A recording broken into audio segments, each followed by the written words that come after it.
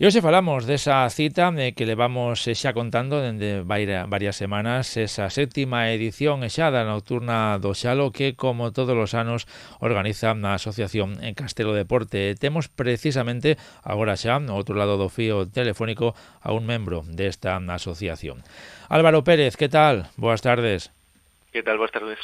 Bueno, imagino que xa todo preparado para esta nova edición, séptima xa, da Nocturna do Xalo, que podemos dicir todo un clásico deste mes de novembro.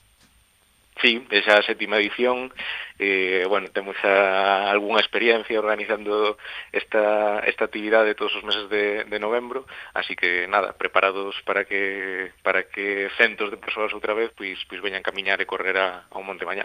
Sí, é verdade que sí, non podemos dicir que xa é unha imaxe icónica, esa se vai a repetir de novo, a imaxe das linternas, esas luces serpenteando ali no Monte Xalo, e de novo este ano con éxito de participación.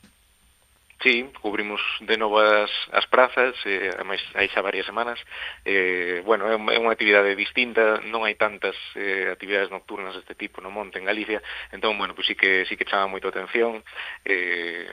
De novo 150 participantes na carreira, 250 na andaina, e coa idea de ter esas imaxes, efectivamente, que son tan chamativas das linternas polo monte pola noite, e sobre todo para que despois a xente tamén poida quedar na festa posterior, que como cada ano tamén é un dos atractivos desta actividade. Aproveitando, agora que xa os días son máis curtos e que temos máis horas de noite, esta imaxe que, como decimos, se chega de novo esta fin de semana ali ao Monte Xalo, por certo, imagino que para a organización a seguridade dos participantes, eso é a prioridade, hai requisitos, non? Hai que levar linterna frontal, tamén hai que levar teléfono móvil, explícanos un pouquiño.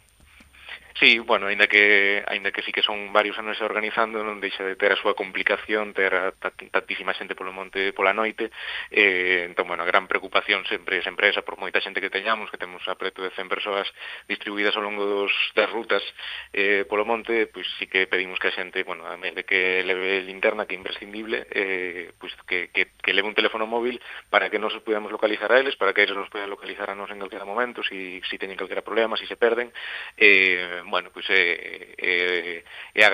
o gran reto sempre de poder facer a actividade co maior nivel de seguridade posible e tendo todo controlado.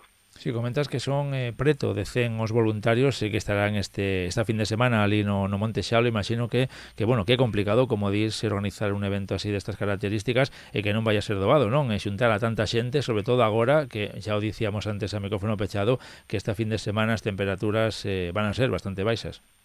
Sí, por parte da organización, como pasa sempre en Castelo, polo menos nos últimos anos, pois hai moita participación de xente que quere sumarse a participar como voluntarios e para botar unha man.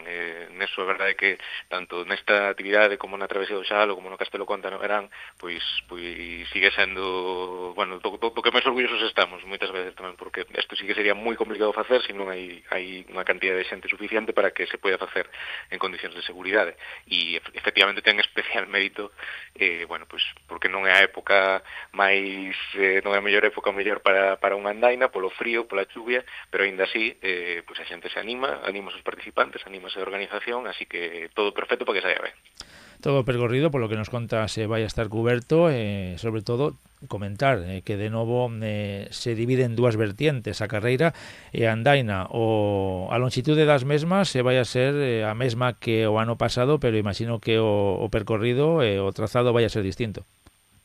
Sí, durante estas últimas semanas pois tamén estivemos traballando en crear novos camiños, tamén dentro do plan que ten a Comunidade de Montes de Castelo, porque todos os percorridos van por terreos do Monte Comunal de Castelo, de diversificar a actividade do monte, de facer distintas zonas, algunhas para usos deportivos, outras para usos culturais, como facemos no verán, outras para plantación. Un pouco o proxecto que se está levando a cabo desde a Comunidade de Montes, pois contempla tamén que poidamos crear en cada actividade sendeiros novos, e neste caso facemos dous, un de 8,5 km para andaina, outro de 12 km para carreira, e distintos sempre aos de anos anteriores.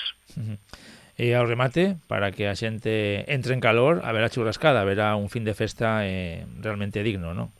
Sí, xusto na Polideportiva de Castelo, pódense mercar tamén tickets ali, pois faremos esa churrascada que preparan as veciñas e os veciños de Castelo para que a xente pois repoña forzas despois, a ver se ali dentro da carpa que nos pon o Concello como cada ano, pois a temperatura é un pouco mellor para poder pasar ali un bo rato pola noite. Bueno, churrascada ao remate, pero tamén haberá un avituallamento, imagino que na metade do percorrido, non?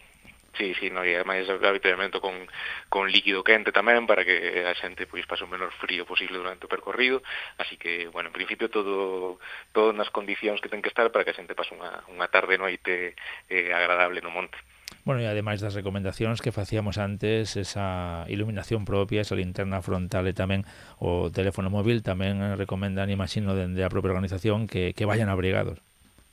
Sí, que vayan abrigados e que vayan con precaución, porque ao final, ainda que sí que é certo que as linternas son obligatorias, ao final, bueno, no monte hai, ademais, vimos de unhas semanas con auga, está o terreo como está, así que, bueno, para evitar accidentes, caídas e demais, pois hai que andar con especial cuidado e, por suposto, abrigados, levar roupa tamén despois para cambiarse, porque tempo de chover, bueno, para disfrutalo ben hai que ir equipados, está claro.